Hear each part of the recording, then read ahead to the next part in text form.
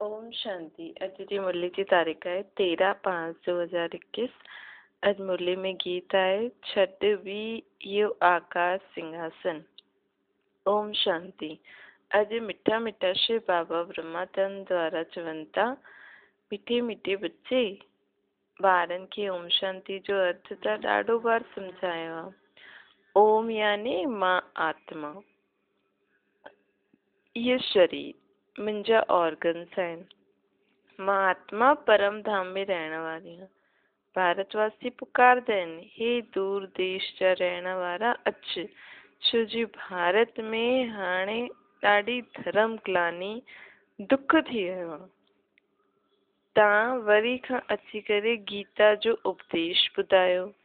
गीता जे लाइ ई चईंदा आहिनि न, शिव बाबा अचो, छो जी उहो सभिनि जो बाप आहे। चईंदा आहिनि भारतवासियुनि ते पोइ वरी खां परछायो छायल आहे। कंहिंजो परछायो छायल आहे? माया रूपी रावण जो। हिन करे सभु पुकारदा आहिनि कि रूप बदिली करे अचो जी मनुष्य जे रूप में अचणो आहे न हुनखे। असली रूप त निराकार आहे, त पंहिंजो निराकार रूप बदिली करे साकार मनुष्य तन में अचो, त मनुष्य रूप में ईंदो आहे उहो। मुंहिंजो अचणु दिव्य अलौकिक आहे। मां गर्भ में न ईंदो आहियां, बाबा चईंदा आहिनि, मां त साधारण बूढ़े तन में ईंदो आहियां। तव्हां ॿार ॼाणदा आहियो, मां कल्प कल्प पंहिंजो निराकार रूप बदिली करे ईंदो आहे। ज्ञान जो सागर त परम पिता परमात्मा ई आहे न। कृष्ण खे कॾहिं बि न चईंदासीं ज्ञान जो सागर। बाप चईंदा आहिनि, मां हिन साधारण तन में अची करे तव्हांखे वरी खां सहज राजयोग जी शिक्षा थो ॾियां। जॾहिं दुनिया पतित थी वेंदी आहे तॾहिं मूंखे हिन दुनिया में अचिणो पवंदो आहे। कलयुग खां सतयुग ठाहिण लाइ मूंखे ई अचिणो पवंदो आहे। ब्रह्मा विष्णु शंकर जो चित्र भी आहिनि। ब्रह्मा द्वारा स्थापना, शंकर द्वारा विनाश, विष्णु द्वारा पालना। ये लक्ष्मी नारायण विष्णु जा 2 रूप आहिनि न। ये तव्हां ॿार ॼाणदा आहियो। बाबा वरी खां रूप बदिली करे सृष्टि ते आया आहिनि न। कहिड़े रूप में आया आहिनि? ब्रह्मा जे तन में आया आहिनि। उहो असांजो सुप्रीम बाप बि आहे, टीचर बि आहे, सतगुरु बि आहे। ॿिया गुरु जेका हूंदा आहिनि जिस्मानी, उहो कोई सुप्रीम थोड़ी हूंदा आहिनि। सुप्रीम अर्थात ऊंचे ते ऊंचे धाम में रहण वारो, ऊंचे ते ऊंचे सर्वशक्तिवान। ऊंचो तुंहिंजो धाम, ऊंचो तुंहिंजो कमु। त इहो त पंहिंजा बाप ऐं हिकु ई परमात्मा असांजो बाप टीचर गुरु टई आहे। लौकिक बाप में त बाप ॿारनि जी पालना कंदो, पोइ हुनखे स्कूल मोकिले छॾींदो आहे। कोई वीरलो हूंदो जो बाप टीचर बि हूंदो, बल करके टीचर बि हूंदो त हिकु सब्जेक्ट ई पढ़ाईंदो न, बाक़ी त ॿिया ई पढ़ाईंदा। लेकिन इहो परमात्मा त असांजो बाप बि ठही करे पालना कंदो आहे, वर्सर ईंदो आहे, टीचर ठही करे शिक्षा बि पढ़ाईंदो आहे, सतगुरु ठही करे सुख शांति जी राह बि ॿुधाईंदो आहे, मुक्ति जीवन मुक्ति जी रास्तो ॿुधाईंदो आहे न। इहो कोई ॿियो कोई दुनिया में ईअं करे न सघंदो आहे। सभु आत्मायूं मूंखे ई त सॾु कंदियूं आहिनि, गॉड फादर चईंदियूं आहिनि, त उहो मां आहियां आत्माउनि जो बाप। इहे गीत बि भक्ति मार्ग जो आहे न। छॾे आकाश सिंहासन। जॾहिं आकाश सिंहासन छॾे करे ईंदो त सर्वव्यापी जो ज्ञान त ख़तमु थी वियो न। मतिलबु भॻवानु सर्वव्यापी न आहे, मथे रहण वारो आहे। सत्युग में त माया अर्थात विकार हूंदा न आहिनि जो तव्हांखे मूंखे सॾु करिणो पए। सत्युग त्रेता में कोई मूंखे यादि ई न कंदो आहे। हुते त तव्हांखे सुख ई सुख अथव। तव्हां ॼाणदा आहियो 5000 वर्ष जो चक्कर आहे। अधु कलाक सत्युग त्रेता ॾींहुं, अधु कलाक द्वापर कलयुग राति आहे। तव्हां ब्रह्मा मुख वंशावली ब्राह्मण आहियो न। ब्रह्मा जा अथवा तव्हां ब्राह्मणनि जी ई राति ॾींहुं ॻायल आहे। ब्रह्मा जो अर्थात ब्रह्मा जो राति ॾींहुं अर्थात पाण ब्राह्मणनि जी राति ऐं ॾींहुं। ॾींहुं ऐं राति जो ज्ञान बि पाण खे बाबा ॾिनो अथई। ॾींहुं अर्थात जॾहिं आत्मिक स्थिति में पाण जीवन जियूं, राति अर्थात देहवान में पाण जीवन जियूं। सत्युग त्रेता में पाण ॾींहं में हूंदासीं छो जी आत्मिक स्मृति में रहंदासीं। द्वापर कलयुग में देह अभिमान विकारनि जे कारण राति थी वेंदी अर्थात दुख थी वेंदो। राति में माण्हू भटकदो आहे न, कुझु नज़र न ईंदो अथसि। त ईअं ई द्वापर कलयुग खां ई पाण भटकिया आहियूं। कॾहिं हिन इहो देवता, कॾहिं इहो देवता, कॾहिं प्रकृति, कॾहिं गुरु, दर दर भटकदा भटकदा हाणे अची करे बाबा सां मिलिया आहियूं। लक्ष्मी नारायण खे इहो ज्ञान न हूंदो। अगरि उन्हनि खे बि ज्ञान हुजे त परंपरा खां हलियल अचे। हाणे त संगम ते आयो, ॼाणंदा आहियो, हाणे भक्ति मार्ग पूरो थी वियो। हाणे असांजो ॾींहुं अर्थात सोजरे जो ॾींहुं आयो आहे, दिन उदय थी वियो आहे। इहो ज्ञान हाणे तव्हां ॿारनि खे बाप द्वारा मिले थो। कलयुग में व सतयुग में इहो ज्ञान कंहिंखे बि हूंदो न आहे। हिन करे ॻाल्हि आहे ब्रह्मा जो ॾींहुं, ब्रह्मा जी राति। तव्हां हाणे सूर्यवंशी चंद्रवंशी राज्य पाइण लाइ पुरुषार्थ था करो न, पोइ अधु कल्ह पोइ तव्हां राज्य गवाईंदव। हाणे असां विकारनि ते जीत पाए करे सर्व कर्मनि जी मन बुद्धि ते आत्मा राज्य थी प्राप्त करे। पोइ द्वापर खां वठी करे आत्मा शरीर जी गुलाम थी वेंदी आहे, त विकारनि जे वश कार्य कंदी आहे, त पंहिंजो राज्य गवाए छॾंदी आहे। हाणे ज्ञान तव्हां, इहो ज्ञान तव्हां ब्राह्मणनि जे सवाइ ॿियो कंहिंखे आहे ई न। तव्हां देवता ई ठही वेंदा, पोइ इहो ज्ञान रहंदो ई न। हाणे त रात्रि आहे न, शिवरात्रि बि ॻाल्हि आहे, कृष्ण जी बि रात्रि चईंदा आहियूं, परंतु हुनजो अर्थ न सम्झंदा आहियूं। शिव जी जयंती अर्थात शिव जो री इनकॉर्नेशन थींदो आहे, अर्थात शिव बाबा दिव्य अलौकिक जन्म वठंदा आहिनि।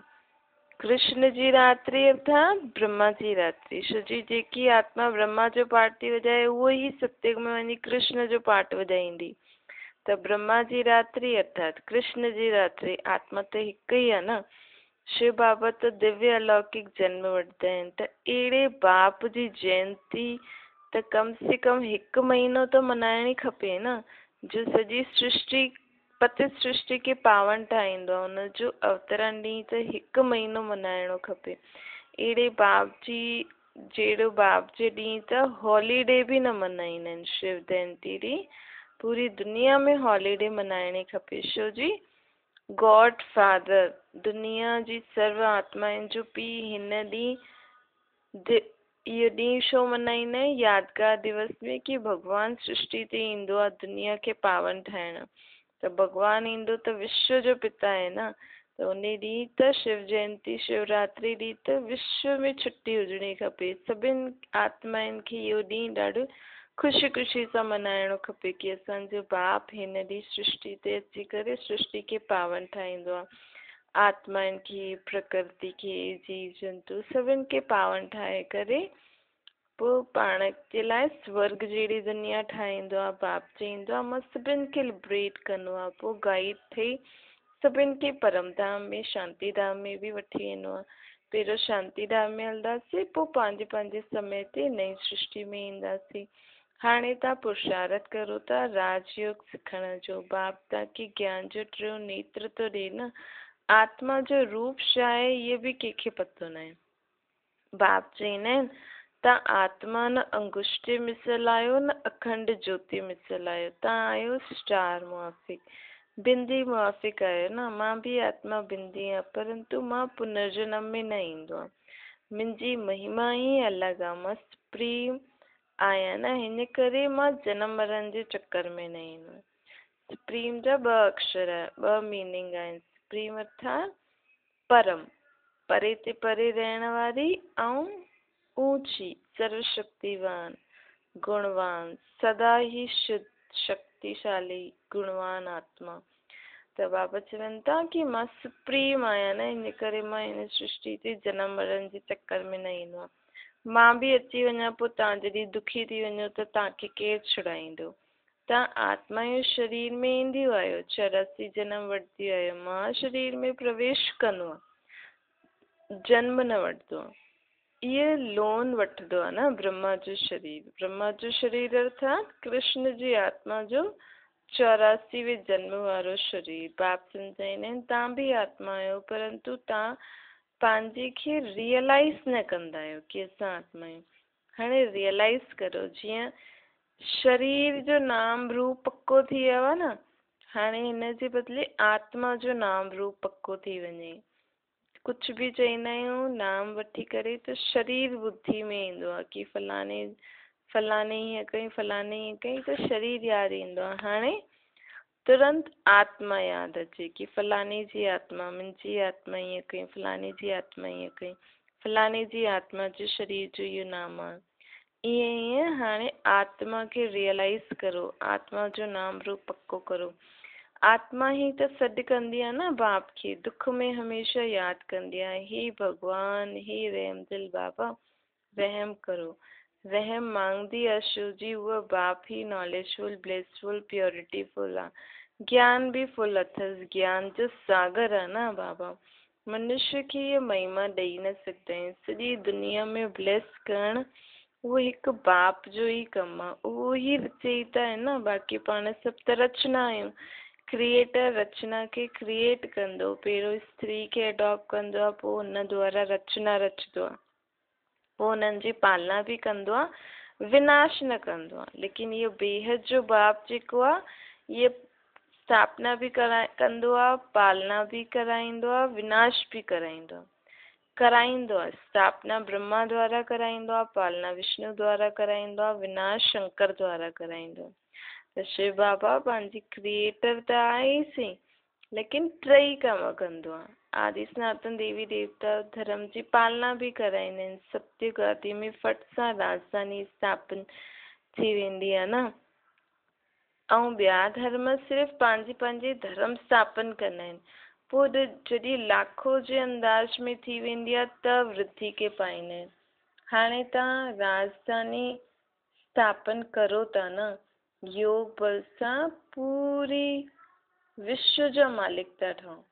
बाबा चवनि था कि बाक़ी धर्म त धर्म स्थापक त धर्म स्थापन कंदा आहिनि न, हुननि जी कॾहिं लाखों अंदाज में थी वेंदो अथनि, जॾहिं पॉपुलेशन माण्हू हुननि जे धर्म में, हुन खां पोइ राजे ई थींदी अथनि। लाखों करोड़ों जे अंदाज में वृद्धि थींदी आहे हुन धर्म जी, पोइ राजे ई थींदी आहे।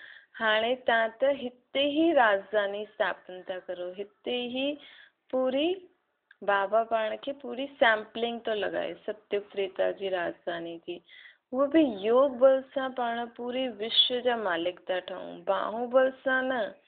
कॾहिं कोई विश्व जी राजे ई प्राप्त न करे सघंदो आहे। बाबा सम्झाईंदा आहिनि क्रिश्चियन में एतिरी ताक़त आहे कि वो आपस में मिली वञनि त पूरे विश्व ते राज्य करे सघंदा आहिनि, परंतु बाहुबल सां विश्व ते राज्य पाइण इहो लॉ न आहे, लॉ ई न आहे।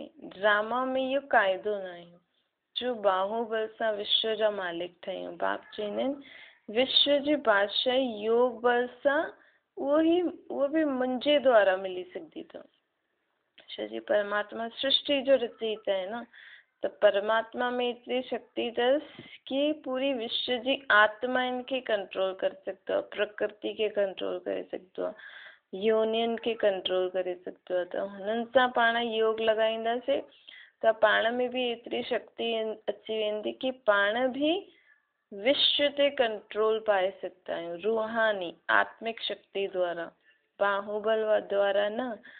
हुते कोई पार्टीशन हूंदो न आहे, धरती आकाश सभु पंहिंजा ई त हूंदा आहिनि, तव्हांखे कोई टच बि न करे सघंदो आहे। हुनखे चइबो आहे अद्वैत राज्य। हिते त अनेक राज्य आहिनि न, बाप सम्झाईंदा आहिनि 5000 वर्ष पोइ तव्हां ॿार इहे राजयोग सिखंदा आहियो। हर 5000 साल में हिकु बार पाण सिखंदा ई आहियूं। कृष्ण जी आत्मा बि हाणे सिखे थी। कृष्ण पहिरियों नंबर जो प्रिंस हुयो, हाणे वरी खां तयार थो थिए। उहो हिन समय 84 जन्म जे अंत में अची करे ब्रह्मा ठहियो आहे। इहे ॿारनि खे सम्झायो आहे न सृष्टि जो चक्कर कीअं फिरंदो आहे। बाप वरी खां स्वर्ग जी स्थापना था करनि। अनेक धर्म विनाश थींदा ज़रूर, हिकु धर्म जी स्थापना थी वेंदी। भारत ही 100% सॉल्वेंट धर्म श्रेष्ठ हुयो, देवताउनि जा कर्म बि श्रेष्ठ हुया। उन्हनि जी महिमा ही पाण ॻाईंदा आहियूं। सर्वगुण संपन्न, 16 कला संपूर्ण, संपूर्ण निर्विकारी, अहिंसक, मर्यादा पुरुषोत्तम। पहिरियों पवित्र हुया, हाणे पतित थिया आहिनि। पोइ बाप अची करे स्त्री पुरुष ॿिन्हिनि खे पवित्र ठाहींदा आहिनि। रक्षाबंधन जो उत्सव एतिरो छो मल्हाईंदा आहियूं इहो बि कंहिंखे पतो न आहे। बाप ही अची करे पाण सां प्रतिज्ञा तो करे न, कराए तो कि अंतिम जन्म तव्हां ॿई पवित्र रहो। छा स्त्री पुरुष पवित्र रहो। घर गृहस्थ में रहंदे तव्हां सभिनि खे पवित्र रहणो, अर्थात विकार में न वञिणो, काम विकार जो संन्यास करणो, सब विकारनि जो करणो। हुन में बि मुख्य ही न काम विकार खे छॾो। सन्यासियुनि जो त धर्म ही अलॻि आहे। ज्ञान भक्ति वैरागी इहा पंहिंजे लाइ आहे, प्रवृत्ति मार्ग वारनि जे लाइ। तव्हां ॾिसंदा हूंदव पादरी माण्हू बि हलंदा आहिनि त हिकु अखि हिकु तरफ़ रहंदी अथनि, हुननि जी अखियूं हिकु तरफ़ रहंदी अथनि, ॿियो कंहिंजी तरफ़ ॾिसंदा बि न आहिनि। नंस हूंदियूं आहिनि न, हाणे उहे त क्राइस्ट खे यादि कंदियूं आहिनि। चईंदा आहिनि क्राइस्ट गॉड जो ॿार हुयो, गॉड न हुयो, गॉड जो ॿार हुयो। तव्हांजो कोई सफ़ेद कपिड़नि आदि सां कनेक्शन कोन अथव, तव्हां आत्मा आहियो। नन बट वन, हिक खे यादि कंदा आहिनि। सच्ची नंस त तव्हां आहियो न, जो हिकु परमात्मा खे यादि कंदा आहिनि। बाक़ी त भॻवान जे ॿारनि खे यादि कंदा आहिनि। जीअं वो क्राइस्ट खे यादि कंदा आहिनि कि क्राइस्ट गॉड जो ॿार हुयो, लेकिन असां त डायरेक्ट परमात्मा हिक खे यादि कंदा आहियूं। तव्हांजो तव्हांखे वरसो हुन बाबा खां थो मिले, हुननि खे यादि कंदव तॾहिं त विक्रम विनाश थींदव। इन करे बाप जो फरमान आहे मामिकम यादि करो, आत्मा खे निश्चय करो। आत्मा जो निश्चय न हुजण जे कारण नंस पोइ क्राइस्ट खे यादि कंदा आहिनि, छो जो हुननि खे आत्मा जो ज्ञान न आहे। गॉड कहिड़ा इहे ॼाणंदो ई न आहे। भारतवासी जो पहिरियों ईंदा आहिनि उहो ई न ॼाणंदा आहिनि। लक्ष्मी नारायण खे इहे सृष्टि जो ज्ञान थोरी आहे, न ही उहे त्रिकालदर्शी आहिनि। त्रिकालदर्शी त पाण ब्रह्मण आहियूं। तव्हांखे कौड़ी जे बदिले हीरे जहिड़ो केरु थो ठाहे? बाप।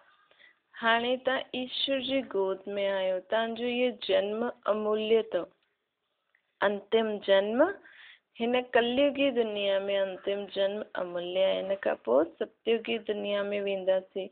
भारत जी ख़ासि, दुनिया जी आम पाण रूहानी सेवा था करूं।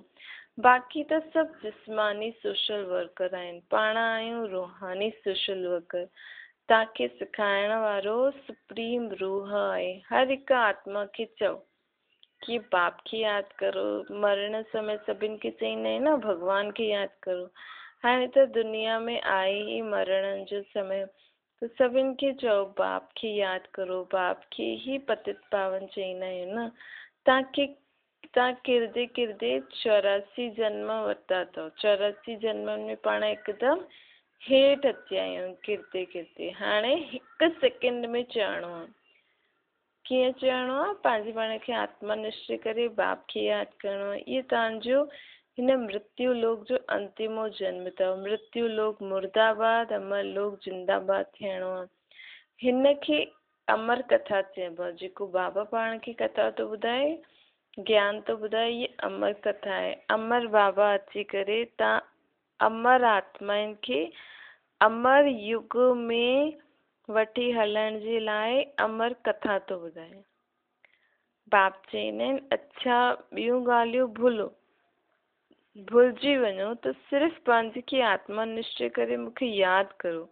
बुद्धि जो योग मूंसां लॻायो त तव्हांजा सभु पाप भस्म थी वेंदा ऐं पाण पुण्य आत्मा ठही वेंदासीं।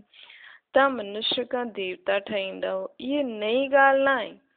5000 वर्ष पहिरियों बि बाबा अची करे पाण खे ईअं ई वरसो ॾिनो हुई। रावण पोइ श्राप ॾींदो आहे। इहे खेल आहे, उहो बि भारत जी ई कहानी आहे। ये ॻाल्हियूं बाप वेही करे पाण खे सम्झाए थो, कोई बि वेद शास्त्र आदि में न आहे। हिन करे गॉड फादर खे नॉलेजफुल, पीसफुल, ब्लेसफुल चइबो आहे। तव्हांखे बि बाबा पाण समान आप समान थो ठाहे, नॉलेजफुल, पीसफुल, ब्लेसफुल।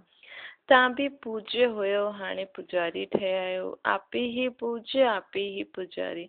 ये भगवान जे लाइ न आहे, पाण मनुष्य आत्माउनि जे लाइ आहे। तव्हां भारतवासियुनि जी ही ॻाल्हि आहे।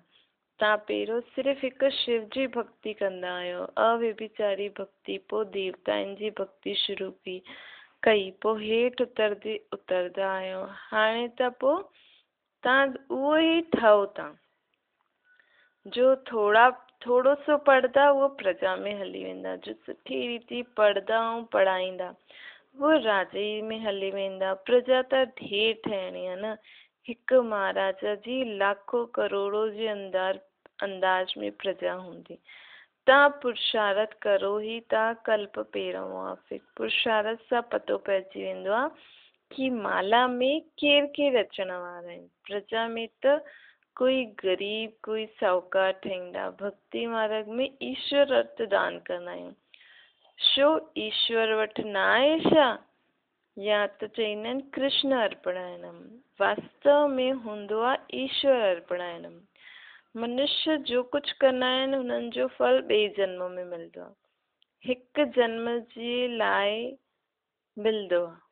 हाणे त बाप चवनि था मां आयो आहियां तव्हांजे लाइ 21 जन्मनि जो खातो ठाहिण आयो। पहिरियों त हिकु जन्म जो खातो जमा थींदो आहे न, हाणे 21 जन्म जे लाइ पंहिंजो धन खाते में जमा थो थिए। मुंहिंजे अर्थ डायरेक्ट कुझु बि कंदव त 21 जन्मनि जे लाइ मिलंदव, हुनजी प्राप्ति तव्हांखे थींदव। हुते इनडायरेक्ट कंदा हुआसीं न, कृष्ण अर्पणायनम फलानो अर्पणायनम। हिते डायरेक्ट शिव बाबा खे मन बुद्धि सां पाण खे इहो तन मन धन ॾियणो आहे त पाण खे 21 जन्मनि जी डायरेक्ट प्राप्ति थींदी। इनडायरेक्ट कंदा आहियो त हिकु जन्म जे लाइ अल्पकाल जो सुख मिलंदो आहे। बाप सम्झाईंदा आहिनि इहे तव्हांजो सभु मिट्टी में मिलजी वेंदो। हिन करे हिनखे सफल करो, अर्थात परमात्मा जे कार्य में लॻायो। कीअं बि रीति से बाबा जे कार्य में इहे सभु पंहिंजो लॻाईंदा रहो थोरो थोरो, त पंहिंजो बि उहो जमा थी वेंदो। बाबा खे मन बुद्धि सां सभु कुझु ॾियो, हुन रीति पंहिंजो तन मन धन कार्य में लॻायो। तव्हां इहे रूहानी हॉस्पिटल कम यूनिवर्सिटी खोलंदा रहो, जाते सभी आत्मायूं अची करे एवर हेल्दी वेल्दी थी वेंदियूं। हिन सां तव्हांजी ॾाढी इनकम थींदी। योग सां आत्मायूं हेल्दियूं ठहींदियूं आहिनि, ऐं चक्कर जे ज्ञान सां आत्माउनि जो में वेल्थ अर्थात धन इकट्ठो थी वेंदो आहे। जेतिरो पाण परमात्मा सां योग लॻाईंदासीं त पंहिंजी आत्मा हेल्दी थींदी वेंदी, स्वस्थ थींदी वेंदी, विकारनि खां बुराइनि खां पुराणी दुख भई ॻाल्हियुनि खां मुक्त थींदी वेंदी। ऐं चक्कर जो ज्ञान अगरि जेतिरो पाण सिमरन कंदासीं त पंहिंजो धन इकट्ठो थींदो। छो जी बाबा जो हिकु हिकु ज्ञान जो रतन लाखों रुपए जो आहे, त हिकु हिकु ज्ञान जो शब्द पाण ॿुधंदासीं, जीवन में धारण कंदासीं, ॿियनि खे ॿुधाईंदासीं त हिन रीति त धन पंहिंजो जमा थींदो न। त घर घर में अहिड़ी यूनिवर्सिटी कम हॉस्पिटल खोलंदा वञो। वॾा आदमी वॾा माण्हू आहिनि त वॾा खोलनि, जाते ॾाढा सारा अची सघनि। बोर्ड ते लिखी छॾो, जीअं नेचर केयर वारा लिखंदा आहिनि न, बाप त सॼी दुनिया जी नेचर बदिली करे प्योर था ठाहिनि। हिन समय सभी इम्प्योर आहिनि न, सॼी दुनिया खे एवर हेल्दी वेल्दी ठाहिण वारो बाप आहे, जो हाणे तव्हां ॿारनि खे पढ़ाइनि था। तव्हां आयो मोस्ट स्वीट चिल्ड्रन। छा ओम शांति वरदान आहे संपूर्ण समर्पण जी विधि द्वारा सर्व गुण संपन्न ठहिण जी पुरुषार्थ में सदा विजयी रहो। संपूर्ण समर्पण हुनखे चइबो आहे जंहिंजी संकल्प में बि बॉडी कॉन्शियस न हुजे। पंहिंजी देह जो बान बि अर्पण करो, मां फलानी आहियां, ये संकल्प में बि अर्पण करणु अर्थात संपूर्ण समर्पण थियणु, सर्व गुणनि में संपन्न थियणु। हुननि में कोई बि गुण जी कमी न आहे। जो सर्व समर्पण कर सर्वगुण संपन्न व संपूर्ण ठहिण जो लक्ष्य रखदा आहिनि, अहिड़े पुरुषार्थनि खे बाप दादा सदा विजयी भव जो वरदान ॾींदा आहिनि। स्लोगन आहे, मन खे वश में करण वारा ही मन मना भव रही सघंदा आहिनि। पंहिंजे मन खे वश करे परमात्मा जे बारे में ही पाण खे वीचार करणो आहे। मन में परमात्मा जी ॻाल्हियूं, परमात्मा जी महिमा, परमात्मा जी मत, हुननि जी यादि, गुण, शक्तियूं सभु मन में उहे ई ॻाल्हियूं हलंदी रहनि। अहिड़ो पर मन खे वश करण वारा मन मना भव रही सघंदा आहिनि। अच्छा, ओम शांति।